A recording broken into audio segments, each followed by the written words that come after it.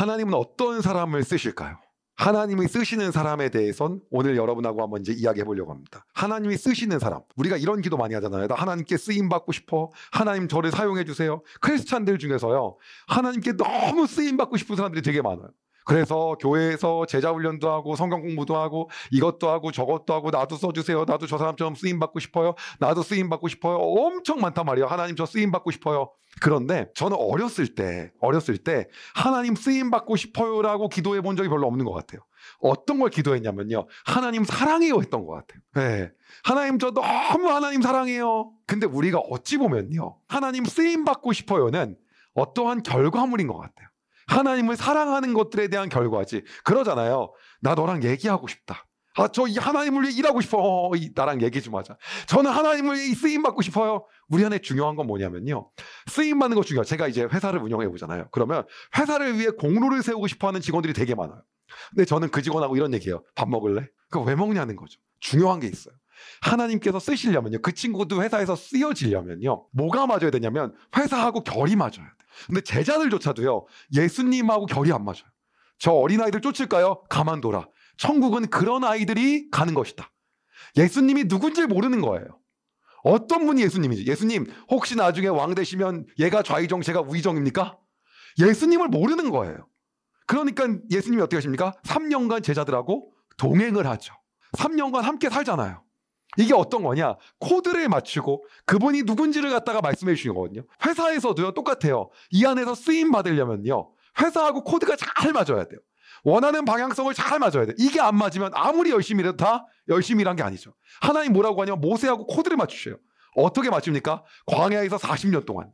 하나님이 어떤 분이신지 계속해서 이야기합니다. 내가 하나님이다. 내가 누구다. 근데 우리는 뭐냐면 하나님이 어떤 분이시고 내가 하나님을 사랑하고 하나님 내가 너무 좋아요 보다 쓰임 받는 것에 너무너무 치중하고 집착해 있어요. 근데 우리는 쓰임 받는 것보다 더 중요한 게 있어요. 뭐냐면 하나님과의 결을 맞추는 거예요.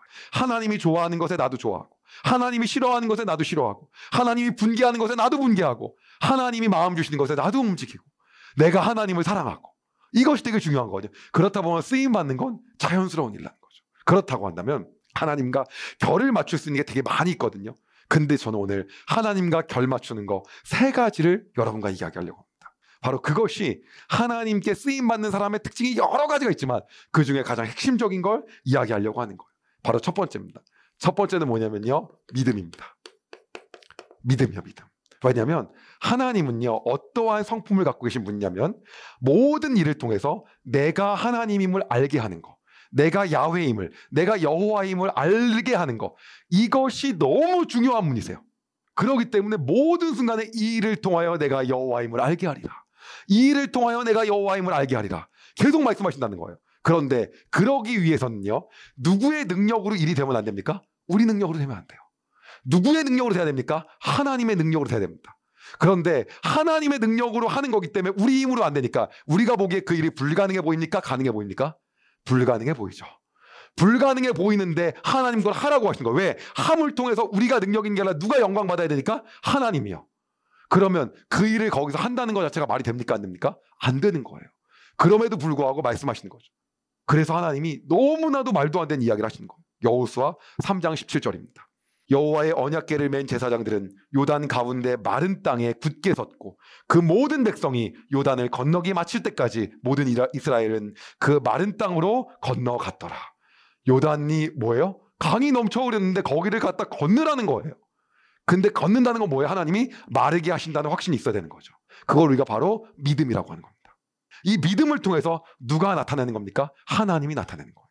하나님은 어떤 분이십니까? 영광받기 합당하신 분, 영광받기 원하시는 분, 높임 받으시고 싶은 분, 내가 여호와임을 알게 하고 싶은 분.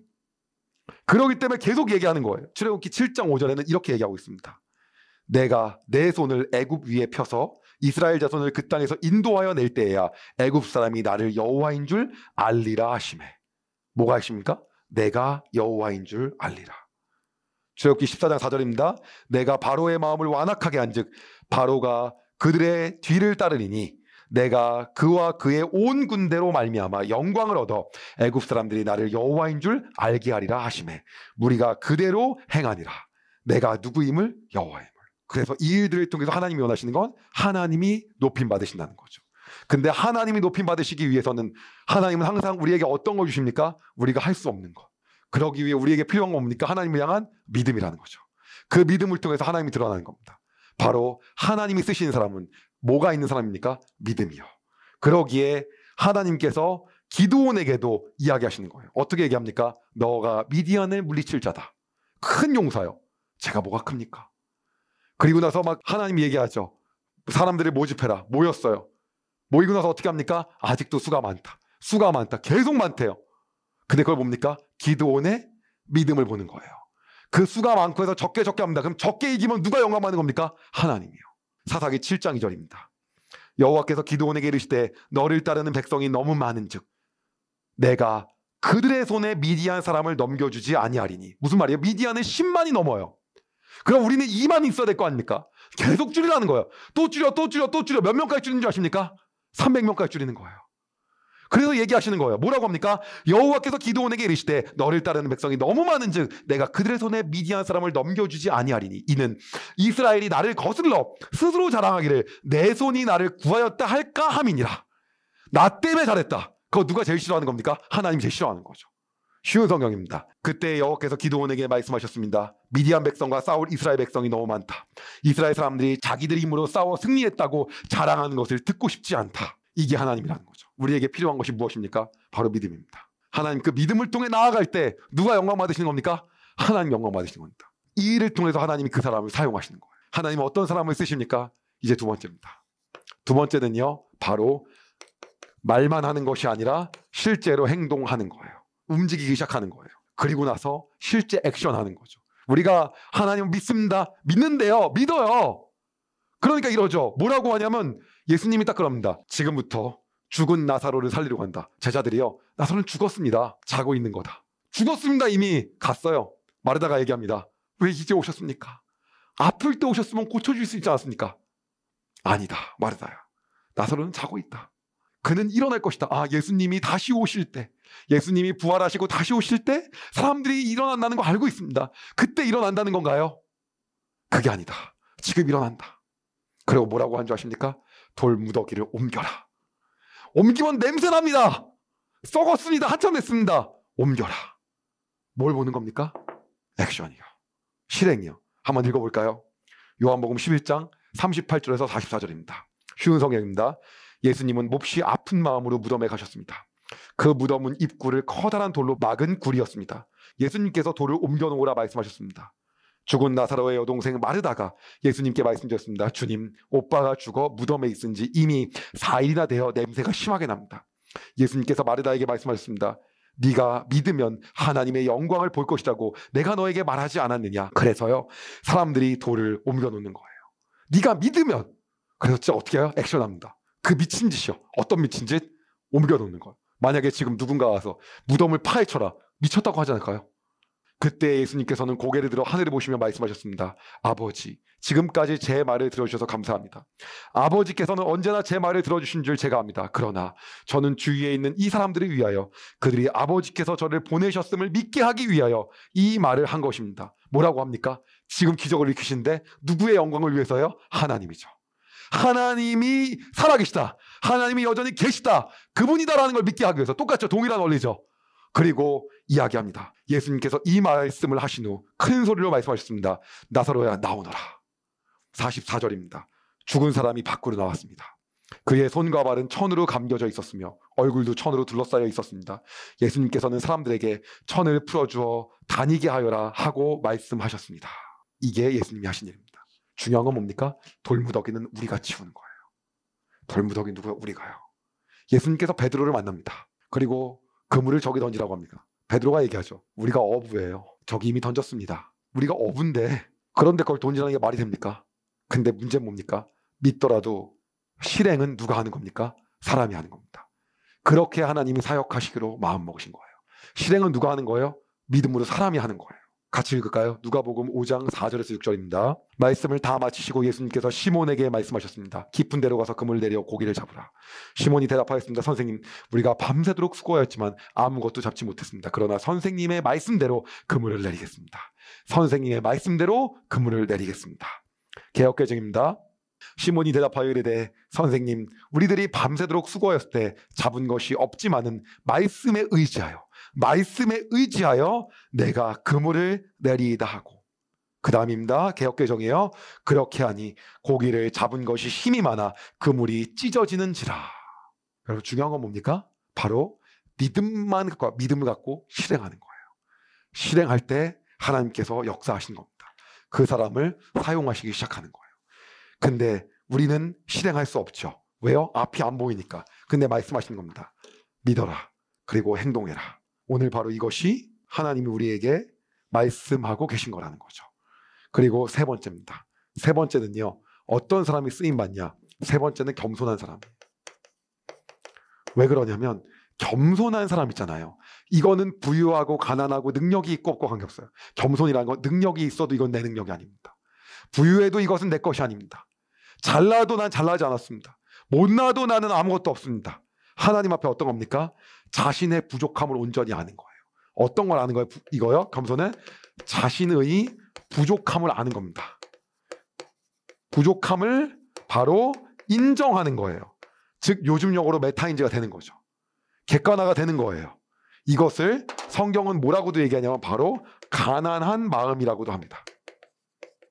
네, 이런 사람이에요. 그렇기 때문에 중요한 건 뭐냐면 우리가 하나님 앞에서 나는 쓰임받을만 하는 데가 아니라 뭐예요? 하나님 내가 아무것도 아닙니다. 그렇게 나아가는 거예요.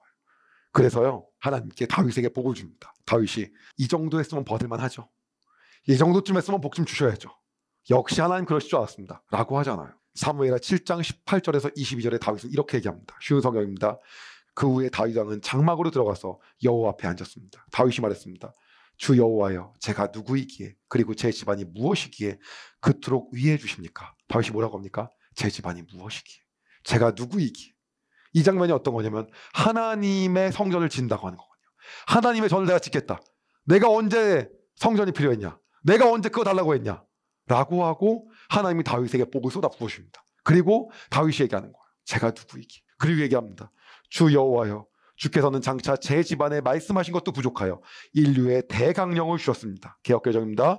주 여호와여 주께서는 이것이 오히려 적게 여기시고 또 종의 집에 있을 먼 장래의 일까지도 말씀하셨나이다. 주 여호와여 이것이 사람의 법이니이다. 쉬운 성경입니다. 더 이상 무슨 말씀을 드려야겠습니까? 주 여호와여 주께서는 주의 종인 저를 너무 잘 아십니다. 주께서는 주의 기뻐하신 대로 이 모든 큰 일을 결정하시고 주의 종에게 알려주셨습니다. 여호와 하나님이시여 이처럼 주께서는 위대하십니다. 주님과 같은 분은 없습니다. 주님 밖에는 다른 하나님이 없습니다. 우리는 이 모든 일을 우리 귀로 직접 들었습니다. 뭐라고 합니까?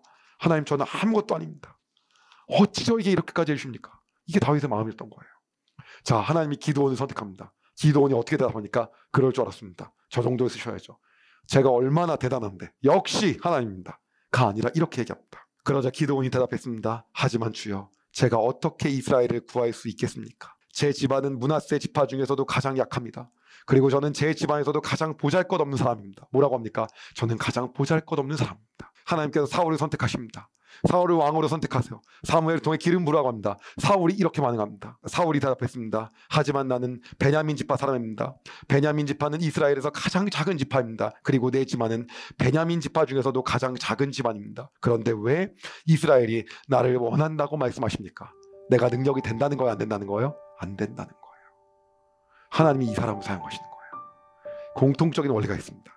믿음을 가지고 불가능한 걸 가지고 말씀하실 때 실행함으로 내가 할 수 없는 사람입니다 라고 얘기할 때 모든 영광은 누가 받으십니까? 하나님 받으십니다. 그리고 누가 높아지십니까? 하나님이 높아지십니다. 그리고 누구의 이름이 올라갑니까? 하나님이요. 하나님이 그걸 원하시는 분이세요. 그래서 이 사람을 통해서 하나님이 세상을 이끌어 가시고 역사하시는 겁니다. 하나님께 쓰임받는 사람, 다시 말씀드리겠습니다. 불가능한 걸 이야기할 때 믿음으로 선포함으로 하나님을 바라봄으로 그걸 갖고 나아가는 겁니다. 그리고 멈춰있는 것이 아니라 바로 즉시로 실행하는 거예요. 그리고 그것이 나의 능력이 아니라 아무것도 아닌 저를 선택하셨음에 감사하며 겸손함으로 무릎 꿇고 바닥에 바짝 엎드려 하나님께 나아가는 겁니다. 바로 이 사람을 오늘도 하나님은 찾고 계시는 겁니다. 여러분, 우리가 하나님 저 쓰임받게 해주세요 라고 기도하며 나아갈 때 우리가 이렇게 기도했으면 좋겠습니다. 하나님 저에게 믿음을 허락하여 주십시오. 하나님 말씀하실 때 정말 세상 바라보지 않고 계산기 두들겨대지 않고 내가 뭐가 손해가 되고 손해가 안 되는지 하지 않고 순수한 마음으로 하나님께 갈 수 있는 믿음을 허락하여 주십시오. 그리고 그것으로 끝나는 것이 아니라 실행할 수 있게 하나님 인도하여 주십시오.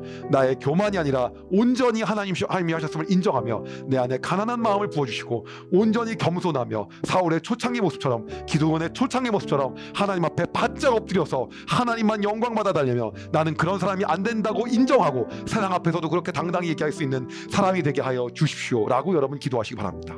하나님 그 사람을 통하여 지금도 하나님의 역사를 만들어 가십니다. 여러분의 삶을 축복합니다. 제가 기도하겠습니다. 하나님, 이 시간 이 영상을 보고 있는 많은 분들의 삶을 축복하며 기도합니다. 하나님, 우리는 하나님께 쓰임받게 해달라고 기도하고 조를 때가 있었습니다. 그러나 하나님, 우리가 기도 제목을 받고 하나님께 다시 기도하고 싶습니다. 하나님, 우리에게 믿음을 허락하여 주시옵소서. 불가능한 것을 말씀하실 때 담대하게 행할 수 있는 믿음을 선물로 허락하여 주시옵소서.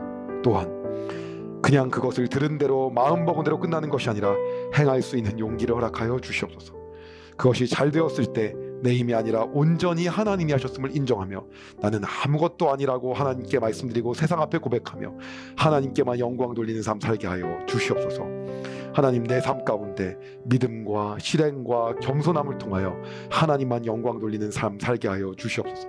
그리하여 이 일을 통하여 내가 여호와임을 알게 하리라 라고 말씀하셨던 것처럼 우리의 삶을 통하여 하나님만 나타나고 드러나 주시옵소서. 그렇게 살기를 소망하는 이 영상을 보는 모든 주의 자녀들 가운데 하나님 함께 하시기를 바라며 예수님의 이름으로 기도드립니다. 아멘. 여러분, 은혜 많이 받으셨나요? 이 영상을 통해 더 많은 사람들에게 하나님의 은혜를 공유하길 원하신다면 여러분의 구독과 좋아요가 꼭 필요합니다. 오늘도 여러분의 삶에 하나님의 은혜가 가득하길 진심으로 소망합니다.